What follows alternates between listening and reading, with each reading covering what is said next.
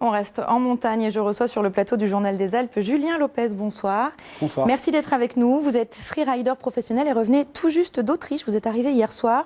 Vous y disputiez la Coupe du Monde de freeride. Alors avant de vous donner la parole, on va regarder ensemble ce qui vous est arrivé hier pendant la compétition. Lors de votre descente, vous étiez le deuxième coureur. Une chute tout d'abord. Vous déchaussez, puis en remontant, récupérez votre ski. C'est ce qu'on voit à l'image actuellement. Eh bien, c'est une plaque de neige qui se détache.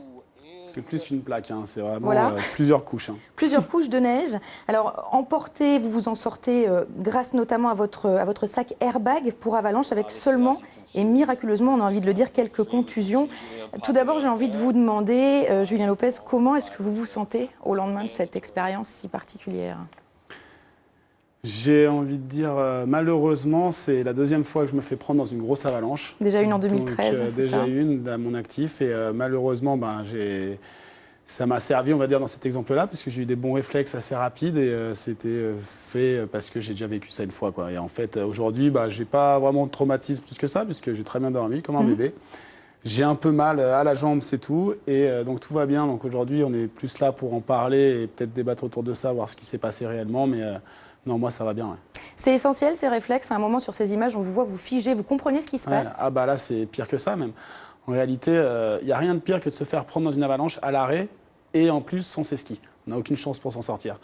Donc là, j'étais en train de remonter et on voit que je m'arrête net. Hein. Ça fait vraiment...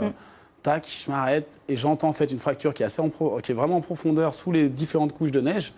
Et en fait, dans ma tête, je me dis, c'est peut-être quand même que je l'ai entendu de loin. Mais en fait, dès la deuxième...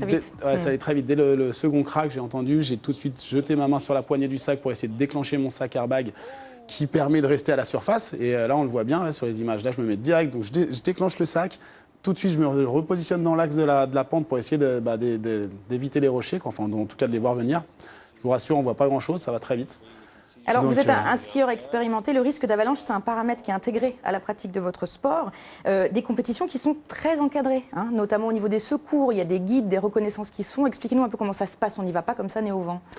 On ne sort pas des pistes en faisant n'importe quoi. C'est vrai qu'il y a quand même une base, une règle. C'est Arva, pelle, sonde et maintenant donc, des sacs avec des systèmes qui se gonflent tout seuls, qui sont hyper efficaces et les seules protections actives. Donc on ne sort pas sans être équipé de tout ce matériel-là. Et là, on est dans un cas de figure assez spécial puisqu'on est sur le World Tour.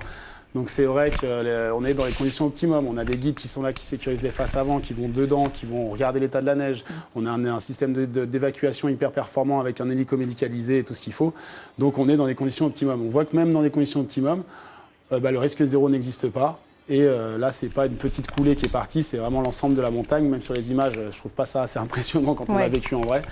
Donc voilà, on est bien entouré, en tout cas sur la compète. Après, quand on sort des pistes, il n'y a plus tout système de sécurité. Donc il faut bien penser à être toujours équipé, savoir se servir de son matériel.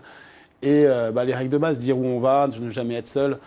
Et voilà, et savoir aussi renoncer. Là, je voyais dans le sujet juste avant où le pisteur disait que les gens, maintenant, il n'y aura plus 1 mètre carré de poudreuse fait ce soir, de libre ce soir. C'est une aberration parce que c'est vrai qu'il faut quand même attendre un peu, surtout en ce moment avec les grosses chutes de neige qu'il y a eu dernièrement. Les gars, restez à la maison, faites du ski bar, ça ira très bien aussi. Laissez un peu de poudreuse pour les autres dans la forêt, au pire. Mais voilà. Ça vous a refroidi, juste en quelques mots pour terminer ? Ça m'a pas refroidi parce que c'est ce que je fais depuis toujours. Donc, par contre, j'espère que je ne vais pas faire la règle des jamais 203, vous voyez bien ce que je veux dire.